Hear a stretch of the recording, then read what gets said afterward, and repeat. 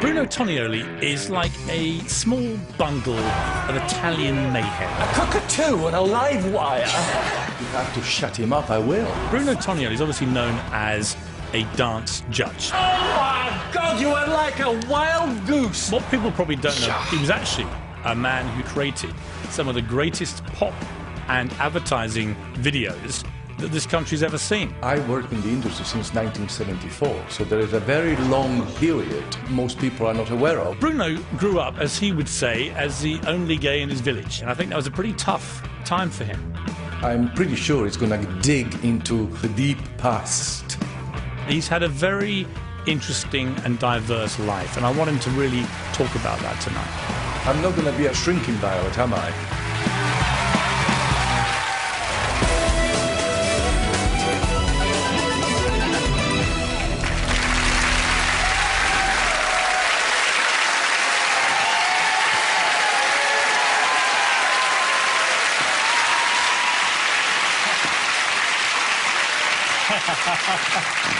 You see, I know you well, Bruno, and I know you're now thinking, why the hell am I doing this? Yes. Why am I... You know what I feel like? I feel like, you know, at the dentist, you're waiting for the drill. And you just want to get it done and get out of it as quickly as... You made the appointment, you have to turn up, and now the drill is going to start. I can't wait. Just get it over with. Do you feel comfortable talking about your life, do you think? I mean, you've never done much of this kind of interview. No, I never done it because... it's funny because, you know, when you do shows like Strictly, you're playing a character. So the character protects you. And the character allows you to do things that people may like, they don't like, they can slag you off, whatever. But I'm using a part of my personality that I feel is right for that. And that protects you in a way. When you take that away, you know, it's a little bit more dangerous. Although most people here would know you as a judge on Strictly, you've actually, as a choreographer, been responsible for some of the most famous pop videos and TV ads ever made. Yeah, it's true. I mean, that was really how you made your name. Yeah. You choreographed George Michael on Wham's Bad Boys video. Yeah. What was that like? It's funny because he arrived very, very late, and I had... he can move, actually, George. George is quite good. He turned up, you know, kind of, you know, I got it in once, you know. I do it right now, you know, but he can move, George. We've got a picture from the Bad Boys video. That's George. Oh, that's George, yeah. Did you know at the time that Oh, here you go. Here you go, Morgan. Here you go. I knew it was coming. I haven't even asked you what I thought you knew. I know exactly what you're going to ask. You're going to ask if I knew if he was gay. Yes. Well, of course I knew.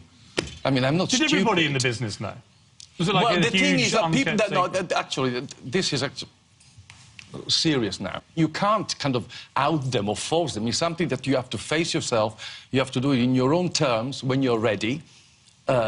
And at the time, I don't think he was ready for it. But of course I knew. I mean, you can sense it instantly. Who has been the most difficult person you've ever had to teach to dance? Who's been the worst natural dancer? But the thing is that the truth is, you know, when you're paid, you know, those days, you know, my job is to come on and make somebody look good. Because that's what you're paid for. You know, But someone like me who literally cannot But I could dance. make you do something. What would you do? What, do you want to try something? Well, show me the basic. Well, do something kind Imagine that I'm just a complete starter, right? So you come to me, Right. you know, you say, So I have to, you have to play a part. You have to do an entrance in the film, right? Okay. The director wants you to do a turn and a slide, Okay, and then you deliver this. your line. A turn, You see, and a slide. Okay, right? No, I got it. You see, now... What you did wrong is That wasn't bad, actually. It wasn't bad at all. So what you have to explain that you break it down. So you have to transfer your weight on it, change direction, and then pull on the other leg. So then you do it behind me very slowly. Please. I'm giving a lesson. Do I get paid extra money for I this? thought you said that to all the boys. Come on. Yeah, come on. Stay behind me. Stay very tight. Why do I suddenly feel very self-conscious? Step on this leg. Come on. Okay, There. come on. Now, step. Now, change. Change. Change. Change. No, but you have Where to the hell stay am I behind. going? No sense of direction. Obviously, I'm useless. So No, what but do you if do? you give me like enough an hour in front of the We mirror, haven't got half an hour, but I will make you do it.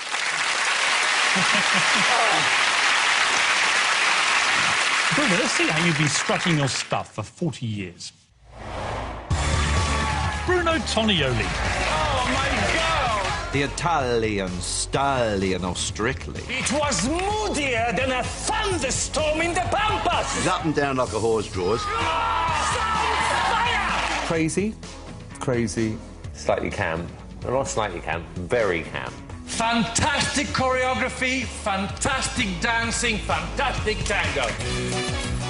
Since 2004, he's quipped and quick-stepped his way onto our television screens as one of Strictly Come Dancing's most popular judges.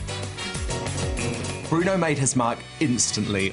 But before Bruno scored highly at the BBC, he had many other talents. He's got more than one string to his bow. He grew up as a dancer. He danced with us for the I Heard a Rumour period, which was more fun than you could possibly imagine. I mean, he was very flamboyant and incredibly camp and gay. But what most people don't know is that Bruno's been behind some of the most iconic pop videos and TV commercials of the last 30 years. Working with Bruno for the first time with the whole dancing routine, I thought he fancied me, but now I know him really well. I know that he's just playing, I think. He brings an enthusiasm and a flamboyance to his work. Why do you want to get some boring old sod when you can get Bruno? Buffed and oiled, Bruno could be spotted strutting his stuff with the biggest pop stars of the 80s. Including an unforgettable performance in Elton John's video, I'm Still Standing, during the summer of 1983. I love Bruno dressed as little bellboy. He always has that little sort of twinkle in his eye that something naughty is going on in his head. He is definitely saying, look at me, look at me. He loves performing. He took to this like a duck to water. Everyone thinks Elton was the star of I'm Still Standing, but I think Bruno stole it. Bruno's thirst for performance began from the moment he was born in Ferrara in northern Italy in 1955. Bruno grew up in the stereotypical traditional Italian town. He came from a working-class family. A very, very strongly Catholic town, conservative, traditional. His father painted cars and his mother was a seamstress. His town was like a butch town, and he knew he was completely different. Bruno began to discover who he really was. Bruno, from a very young age, was the all-singing, all-dancing little boy that used to tap dance his way off to school. While all of the other lads would be playing football and rugby, he was not interested in that. He wanted to be taking dance classes. When he got to be a teenager, then he really found out that he was gay. He didn't have an issue with his sexuality, but I know other boys at school did. He was bullied, but then he'd stand his ground. He'd have a go back at them. He decided to embrace his differences. He found his escape thanks to his parents' love for dance. His mum loved Fred Astaire and Ginger Rogers, and that's where he sort of got that passion for it. He was inspired to dance because of those movies, and I know he'd watch them and try and copy all the moves, and could do it. By the age of 17, Bruno's passion to perform outgrew Ferraro's city limits. His parents wanted their little boy to be at school and pass all the exams and do all that, where Bruno wanted to go off and dance. There's nothing worse than feeling imprisoned, somewhere you don't belong. He knew that he wasn't going to stay there and that he had to get out.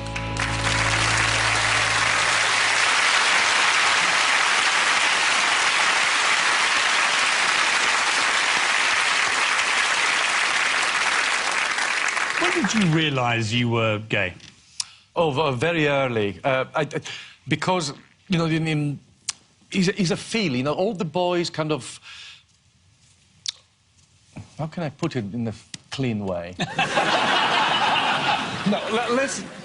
I always knew that somehow I had, you know, I had lots of girlfriends, but I didn't feel anything, that kind of tingly thing that you feel when you fancy somebody. In Italy, and in the summer, you learn to swim in ponds, you know, and all the boys go and swim naked, dive into ponds, and it came to a point that I realized that I felt a tingle when I went swimming with the naked boys. So, but there's something wrong with me. So, but no, there's nothing wrong with me. There's something different with me because I should have this tingle with the girls. You did have a little romantic entanglement with a girl. They didn't go very well. They didn't go very well when we tried. For reasons that are probably more obvious now. But... Well, the tingle wasn't there. How badly did it go, Bruno? Well, you know, it was nice. I mean, we know, again, you know, we've all done it. You know, there's a certain age you experiment. You try things. It's part of nature. We just went there. The knickers went down. Doctors and nurses. Were you the doctor or the nurse? Well, I tried both. I tried both because I said, well, if it doesn't work, maybe I should be the only way. Well, no, maybe you should be there. Nah. When you were in your early teens, you had a bit of a crisis of confidence about your appearance. Oh, yeah, that eye patch, yeah. What was that? You had lazy eyes, you had to wear a patch. I had the lazy eyes, so I had to have a patch. And you felt you were overweight, too? And I was fat. I felt I was fat because, you know, when you're depressed, you eat. And I used to stuff my face. You did start to get bullied at school? Yeah. I was fat and had an eye patch. And I used to Not a good look, is Not it? a good look. And I used to be called queer, and I used to be pushed in corridors in school. So I decided I better do something about this.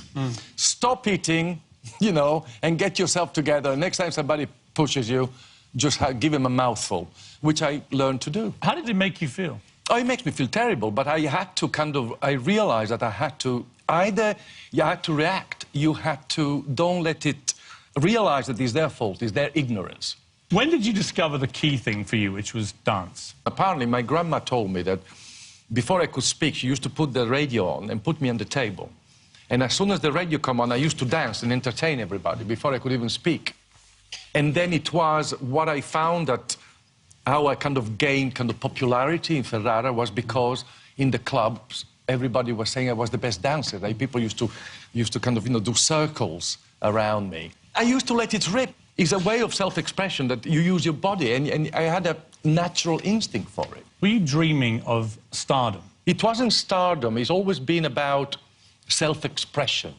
Because I didn't quite know what I wanted to do, but I knew it wasn't being an accountant or a lawyer.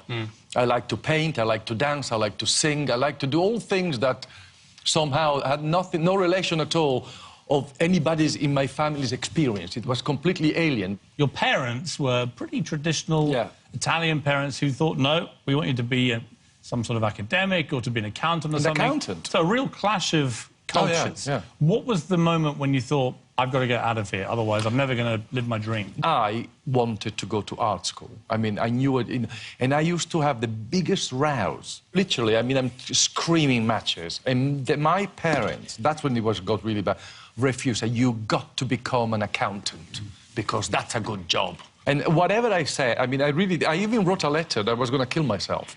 Really? Oh, yeah, it got really, really bad. And then again said... Did you mean that?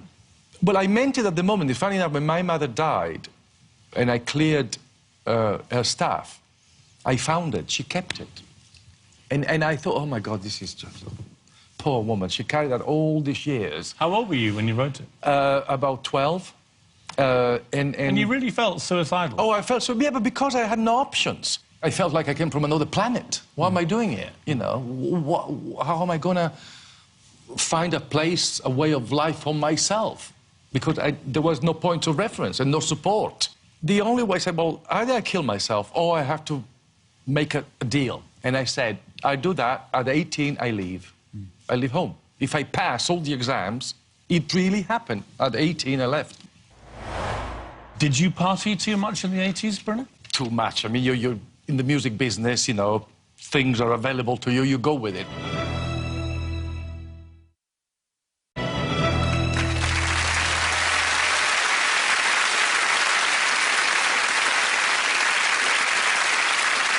Let's talk animals and dogs in particular. Your first real love as a pet was a dog called Rin Tin Tin. Oh, Rin Tin Tin. As a boy. God. Tell me about Rin Tin Tin. Well, Rin Tin Tin was a little mongrel, but it used to be the most kind of feisty little thing. And you were an only child, so this was a close relationship. Yeah, it was, you know, my closest friend. But it was my dog, my baby. And so loyal. He used to walk to school and used to wait you know, in front of the gate. And every time I came out of it, it was there waiting. But what happened, my parents decided to buy their own apartment, and there was no pets allowed. So I thought my dog would stay with my grandma, which is about, in my bike, it was about 10 minutes bike ride where my grandma used to live. Then, so we moved, say goodbye to the dog, and then I go straight back and said, there's no dog, where's the dog? Where's Rin Tin Tin, where's the dog? And oh, he ran away. Somebody, he doesn't run, he would not have run away. That dog doesn't run away. And I found out, which, you know, is absolutely terrible, they took the dog in the car. Who did? My father and my granddad, and they drove miles and miles and miles, they didn't tell me where, and they dumped him in the middle of nowhere. Really? They did. I mean, I just kind of... And I just kind of... What do? I mean, I was just that kind of... I couldn't believe... I just could not believe it. Can you imagine? Screaming, shouting, rows, and... You never saw him again? Never. Did you forgive your father? Not for a very long time. Not for a very long time. Because I had many issues, you know, with my father. I respected my father, but I wasn't close to him. I was close to my mum. I loved him not in the way I love my mother. It was a kind of a father's love that I never kind of felt. I learned to love him later on because I understood. Just because I had to learn myself about life, I understood that all his problems came from his shortcomings. And not he himself, I understood later that he wasn't living up to his own expectation of himself. Bruno, in the late 70s, you left Italy in search of success. In 1976, Bruno arrived in London. Came here without any money, without any contacts. He was, you know, coming here to sort of find his own path and start his own career. He thought the streets were paved with gold and there were going to be pearls falling upon him. It must have been so difficult to get off that flight and then have to make your way in the world. It shows great fortitude and great character. Bruno threw himself into dance classes and became a choreographer himself. Very soon, he became one of London's most sought-after dance teachers and a real dance teacher to the stars. Bruno was being talked about as the new up-and-coming choreographer. You have to look the sexiest thing. But whilst building his reputation, Bruno took on a variety of other roles to make ends meet. He did a lot of different jobs in order to gain experience. He did try a few other things. He did appear on A Song for Europe. Love is alive.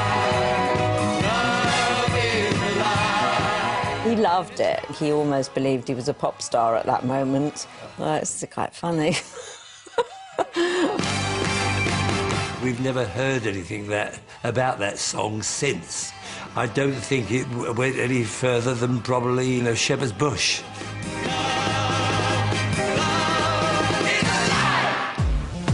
With the arrival of MTV in the 80s, there was a boom in the popularity of the music video. And all of a sudden, pop stars were expected to not just sing, but to dance. That heralded the beginning of big-budget pop videos. He really became a go-to guy for pop supremos. It was a time of new pop videos. It was a new genre, really, and it was very much Bruno's time. He worked with a lot of people. Elton John, Wham, the Rolling Stones. But it was a booking with one of the most memorable girl groups of the 80s that sent Bruno's career rocketing skyward. Bananarama. A lot of people don't know that he was the mind behind all of their moves. We made up our own choreography, so Bruno was brought in to try and knock us into shape. It was as camp as you could be once Bruno came on board. We had fun auditioning the dancers, or at least Bruno did, because he would choose all the most gorgeous boys and then he would make them come into the rehearsal room and take all their clothes off. And he said, give us a twirl, darling. Bruno tends to sexualise his dance videos. You have a look at any single one of them, there'd be a naked man or a naked woman or someone in a G-string. He loved people in skimpy clothing, really pushing the boundaries. think that was probably a high point in Bruno's career. It certainly was in mine. But Bruno wasn't just working hard, he was playing hard too.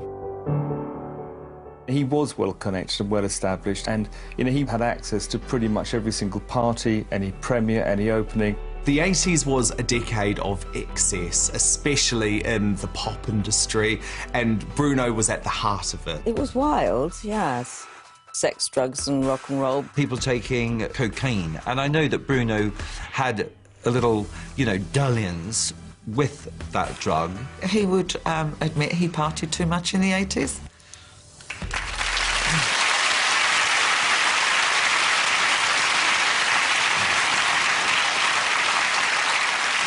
Piers, did you party too much in the 80s, Bruno? Well, I did like everybody did, I did too much. I mean, you're in the music business, things are available to you, you go with it. I had a laugh, I had a scream. I've never been excessive, I've never been an addict. You said in your book that you buried your head in a bag of cocaine on a few occasions. Well, I did, right, but I never, because he's around. As I am naturally quite expressive and imaginative and wound up, can you imagine me and Coke? It's a total, I'm bouncing against walls.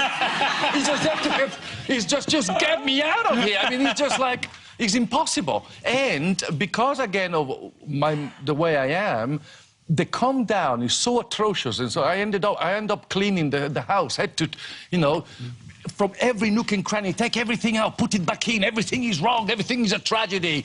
You talked about going to dinner parties, but literally, well, for dessert, it was served, but it was there. It was there, and what you do is what you're going to do. I'm not going to be the only one left out, am I?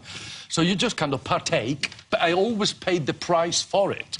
The worst thing is when you see all the people under it, that they make terrible asses of themselves, fueled by this total false sense of reality that the drugs add to you. It's very, very dangerous. In the 80s, you choreographed Freddie Mercury on his single The Great Pretender, which was one of the great records. Yeah, and you bonded over a love of opera. Opera, yeah, because, those days you always spoke to well, I did anyway, to the artist, because you have to know the person before you start telling them what to do or what not to do.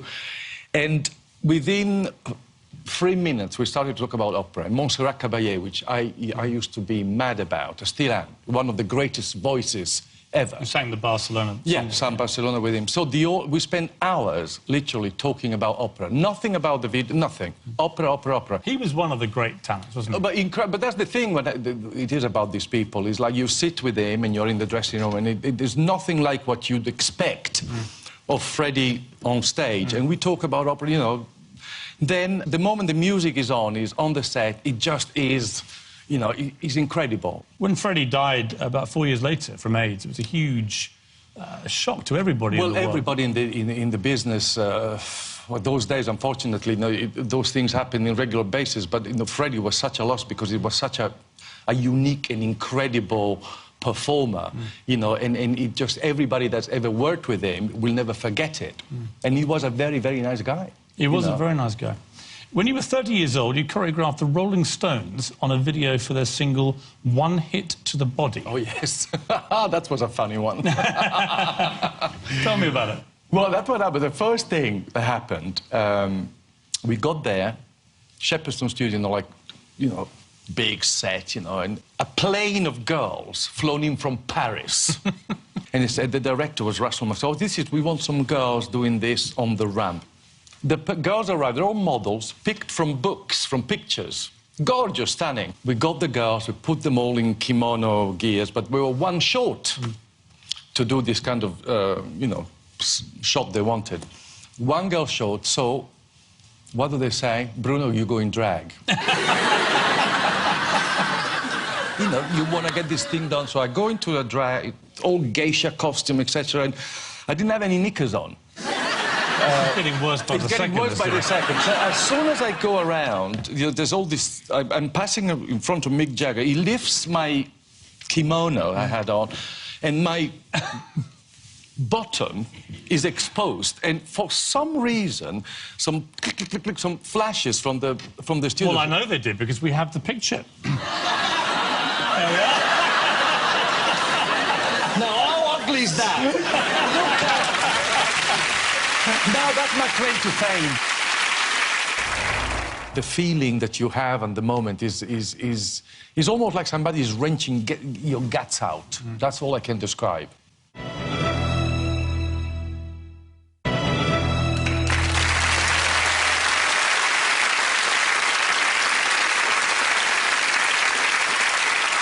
You've had some incredibly difficult challenges. You had to teach Gary Lineker how to dance for Walker's Crisps, which, knowing him as Gary. I do, I can't imagine a harder task. Well, we had a double. Oh, I said it now. You did teach him some moves. No, I did. Do you remember the slightly robotic style that he had? Basically, he bangs against the wall very, very well. And then I make him go to a big back bend. He could do certain moves, but not the really, really big, long shot when you need to be a trained dancer. Gary actually said that he told us that you thought you fancied him. Oh, I did fancy him. I touched his thumb immediately, but that was... Is that what you do to all men when you... It's an Italian thing. It's kind of, you know, there's nothing kind of dirty about it. It's just a feeling of feeling somebody close to you, you know. Do you think Gary was feeling the same? I don't think so. Bruno, by the 80s, you were riding high professionally and personally. In the 80s, Bruno's career went from strength to strength as he began to choreograph commercials. Bruno's actually responsible for some of the iconic advertising images of the 1980s.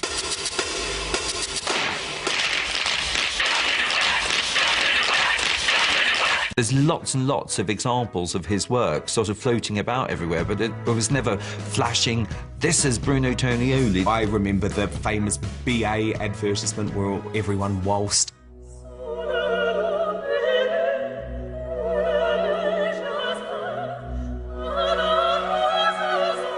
Also, the quite camp twirl advertisement as well.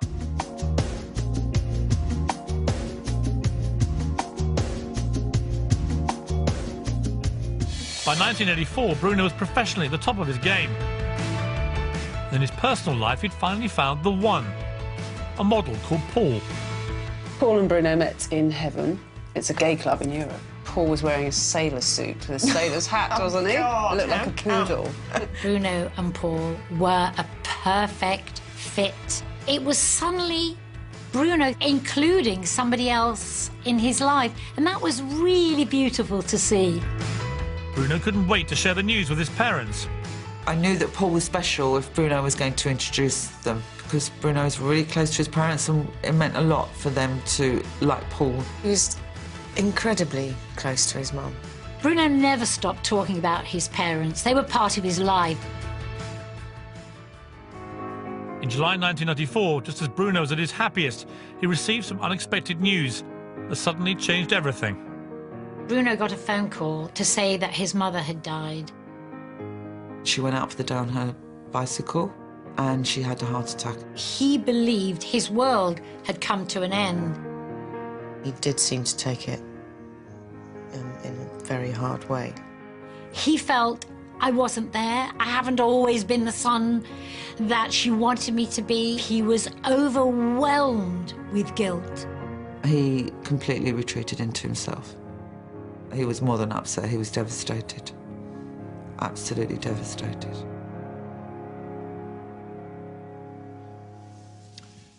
How did you hear that your mother had died? The phone rang, and it just, from a relation, a second uncle in Italy, which you never call, and he just said, I picked the phone and said, your mother is dead. Just like that? Like that. So, Bruno, your mother's dead. Paul, I just like, what? It's like, you know, if you imagine like the ground under your feet disappears and you feel you're like getting down into a hole and you don't know what you're doing, the feeling that you have at the moment is almost like somebody is wrenching your guts out. That's all I can describe. And what happened is that she went, she used to go and buy food every day. There was like a heat wave.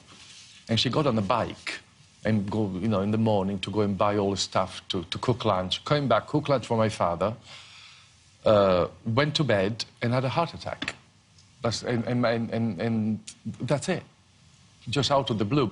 And when something like that happens, it opens up all sorts of emotions and guilt and feeling of being inadequate or being a failure or being...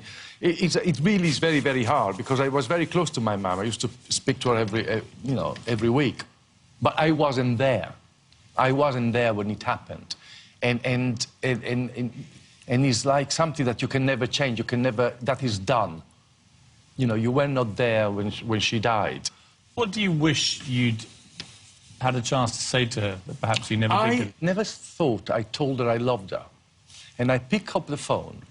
That was about 5 years earlier on. And I said, Mum, you know, I have to say something.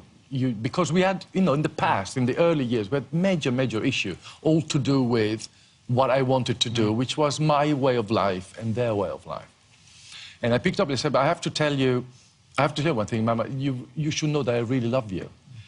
And, you know, this is where we come from. He said, don't be silly, Bruno, I've always known. She was still quite young. She was 63. She was 63. But the tragedy started when she died because I realized that my father couldn't do anything. Unbeknown to me, it was the beginning of Alzheimer's was already taken. He got diagnosed with Alzheimer's in 1997, so 3 years after your mother died. Family and friends became concerned when he was found wandering the streets and so on. Yeah, I had a phone call. Said that, you know, your father was found in the piazza with a pocket full of cash, wandering about in the middle of the night. So I went, what? So get on the plane, go home, and then a decision had to be made what to do. But, you know, obviously he didn't want to go into a home. And then he died in 2001 in July, just basically literally within a week of the date my mother died. How did you deal with it? I think everybody does it in their own way. There isn't a formula, but I think you have to accept it. The only way you can move on is by actually really accept it, which means when you feel screaming and shout, you scream and shout. And what happens over years, it does get better. So instead of, when you think of your mum having that kind of pain here, you start, it gets less and less and less. It doesn't mean that the sense of loss will go, but it becomes part of you instead of becoming something that is killing you.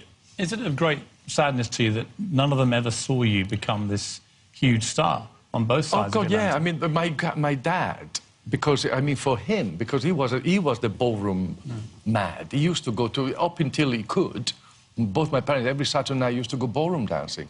So, I mean, having the privilege of taking them to Hollywood, it would have made them the happiest people. And that I regret. Not I regret, it's not my fault, but, if only. Sometimes life starts to diverge, and you just, that kind of magic is gone.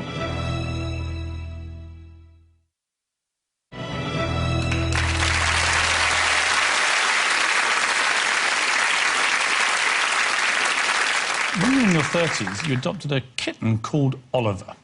Oh, Oliver. Oh, that's... It was a complicated start to your relationship with Oliver. Why was that? Well, whatever. I used to teach.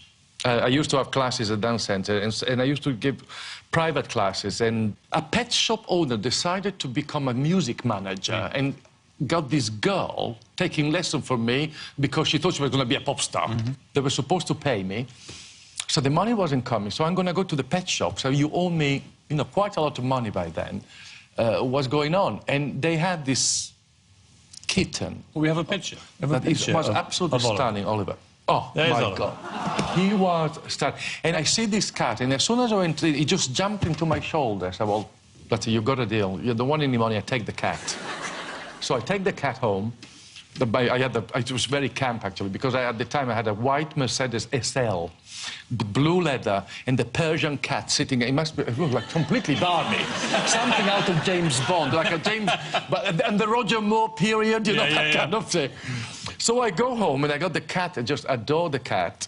So a couple of days go by, and the phone stops ringing. The phone used to ring all the time about doing this or that or with the work other. offers. We worked. Suddenly the work dries up. The work dries out. So Paul says... He's your boyfriend.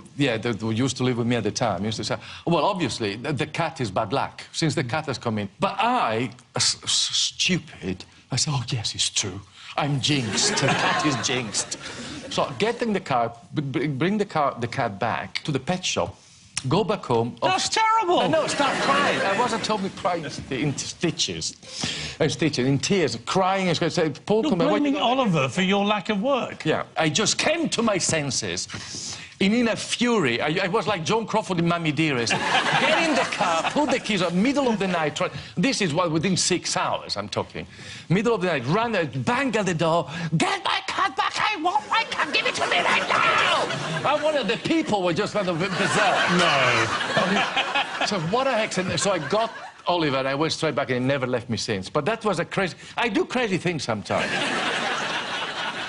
Let's talk about your boyfriend, Paul. You fell in love with Paul. I did Paul. I mean, there was 20 years. I mean, I lived with Paul for 20 years. I met in 1984. So it's a long time. Is he the love of your life? Yeah, yeah. Do you want to elaborate? How can you put it? It just worked. And it was, you know, we met in 84. We just kind of, say, courted for 2 years, and then we moved in together in 1986. And for 20 years...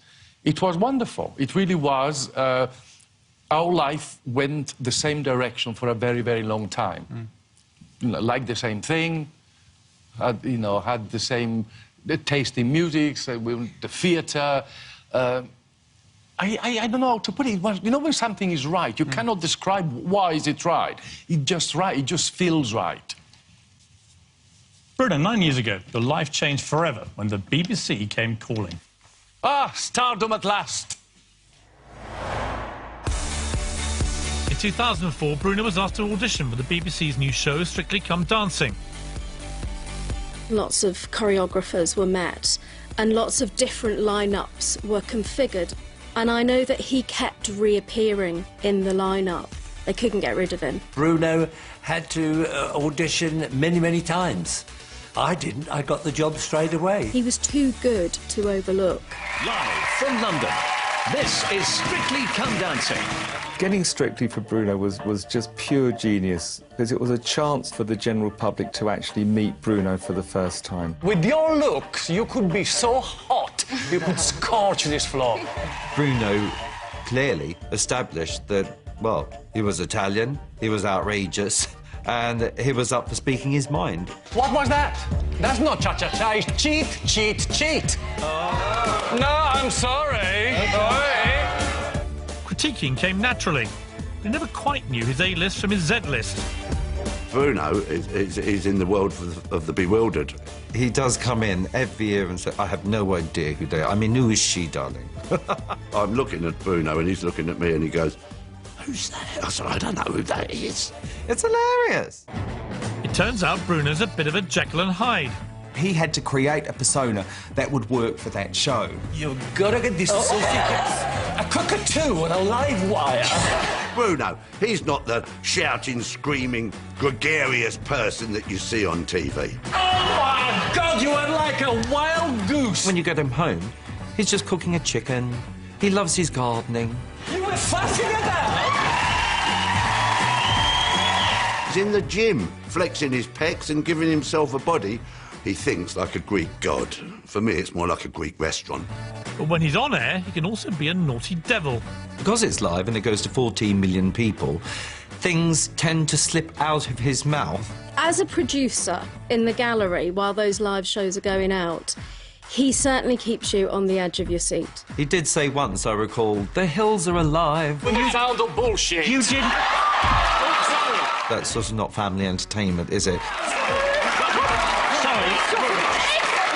If I had a red card, you'd be off. But despite Bruno's loose tongue, his reputation sent him transatlantic.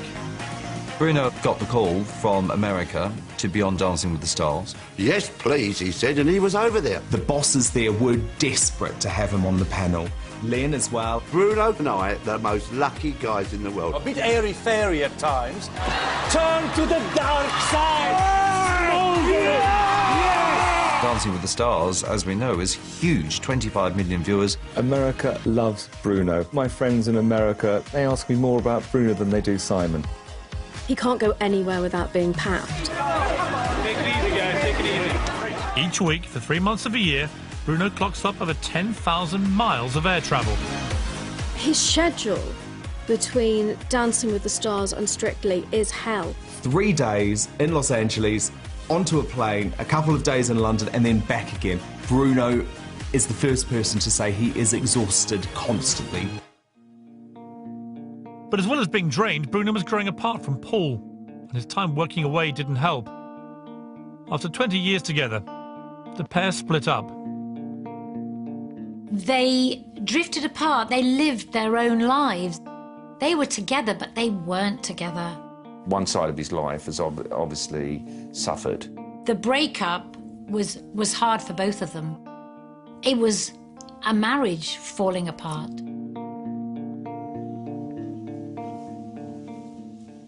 See, there's always two sides to the story. Like a marriage, though, is that how it felt? Yeah, it did. But we practically, for 20 years, it is. But as it happens often in marriages, that's exactly what it is. It just kind of grow apart. I was terribly hurt when Paul and I decided to split, but I knew it was the right thing to do. It wasn't a particular event of any kind. Sometimes life starts to diverge, and that kind of magic is gone.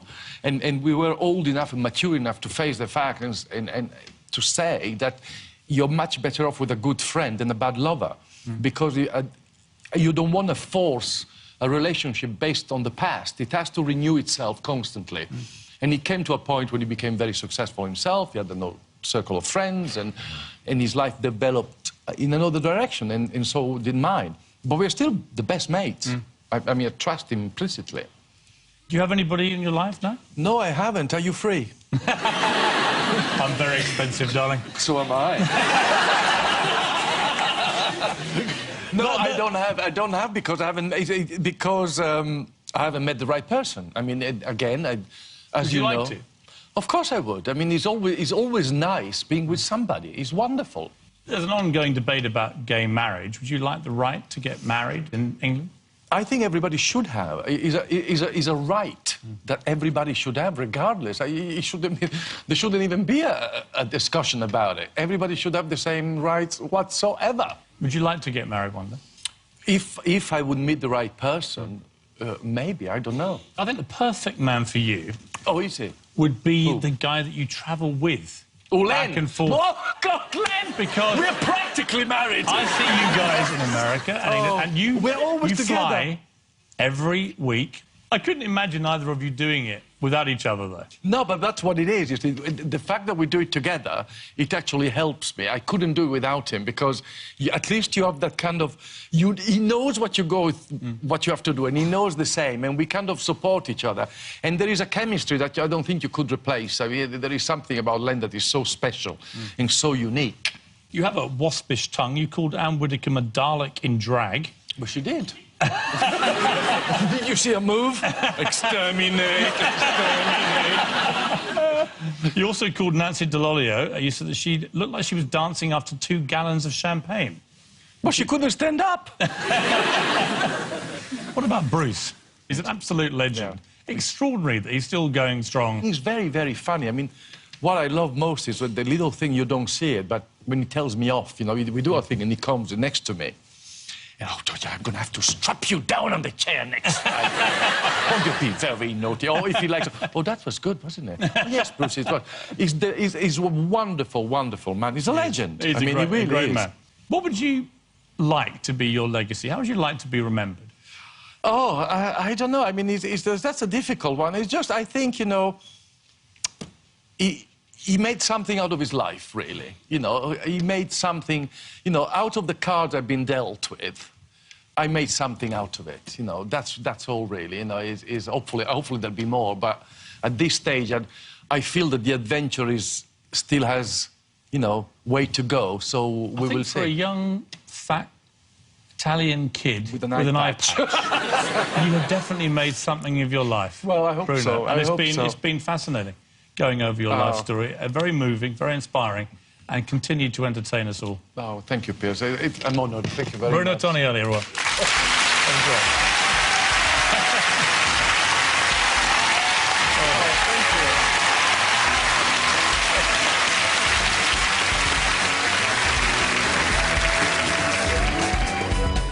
Well, the boys have another show stuffed to busting with fun and games tomorrow. Anton Deck's Saturday night takeaways at 7.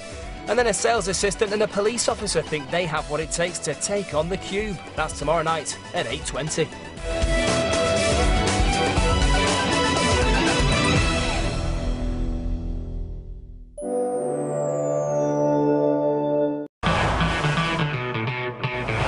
Bruno Tonioli is like a small bundle of Italian mayhem. A cockatoo on a live wire. You have to shut him up, I will. Bruno Tonioli is obviously known as a dance judge. Oh my God, you are like a wild goose. What people probably don't know, he was actually a man who created some of the greatest pop and advertising videos that this country's ever seen. I worked in the industry since 1974, so there is a very long period most people are not aware of. Bruno grew up, as he would say, as the only gay in his village, and I think that was a pretty tough time for him. I'm pretty sure it's going to dig into the deep past. He's had a very interesting and diverse life, and I want him to really talk about that tonight. I'm not going to be a shrinking violet, am I?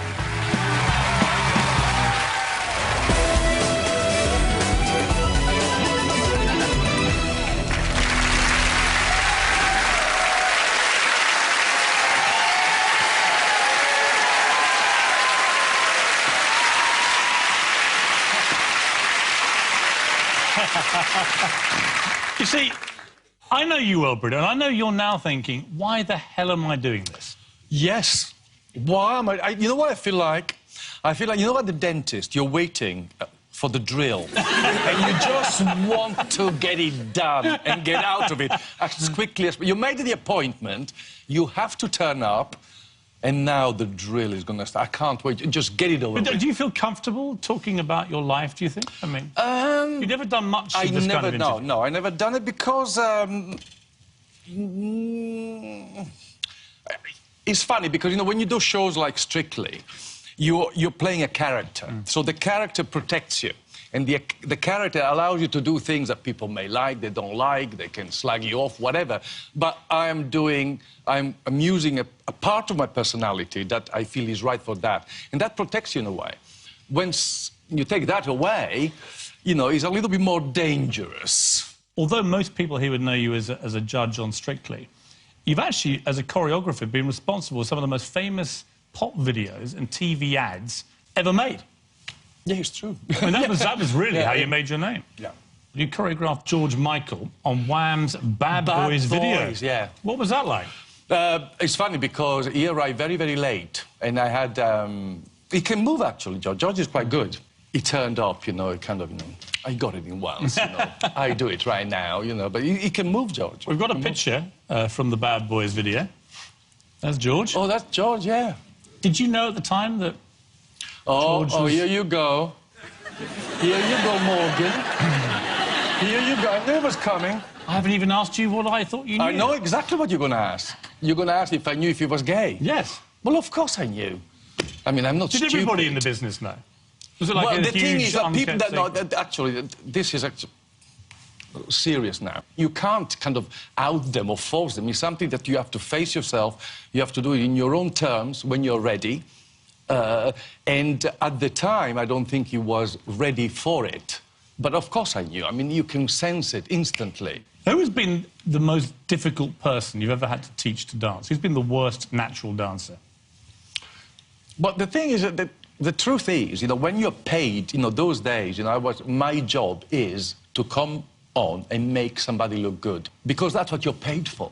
You know, But someone like me who literally cannot But I could dance. make you do something. What would you do? What, you want to try something? Well, show me the basic. Well, do something kind Imagine that I'm just a complete starter, right? So you come to me, Right. you know, you say, So I literally have to, two you have to play a part. You have to do an entrance in the film, right? Okay. The director wants you to do a turn in the slide, Okay, and let's then try- you let's deliver try your this. line. A turn, You see, and a slide. Okay. No, I got it. You see, now, what you did wrong is That wasn't bad, actually. It wasn't bad at all. So what you have to explain that you break it down. So you have to transfer your weight on it, change direction, and then pull on the other leg. So then you do it behind me very slowly. Please. I'm giving you a lesson. Do I get paid extra money for I this? thought you said that to all the boys. Come on. Yeah,